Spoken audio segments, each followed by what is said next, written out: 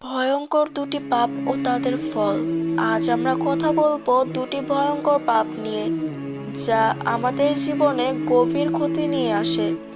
এই পাপ থেকে যারা ফিরে আসে, আল্লাহ তাদের ক্ষমা করে দেন, কিন্তু শরীর ও জীবনের ক্ষতি থেকে মুক্তি পাওয়া সবসময় সম্ভব হয় না। প্রথম পাপ, মাদকদ্রব্য।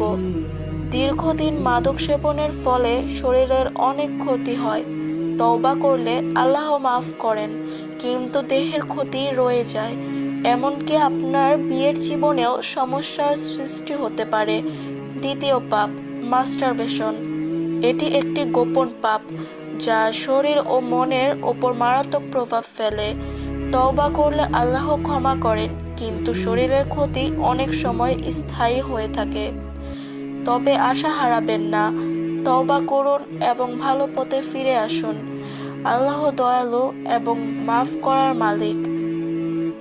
আজই তওবা করুন, ভালো জীবনের জন্য প্রথম পদক্ষেপ নিন, আপনার জীবনে আলো আনুন।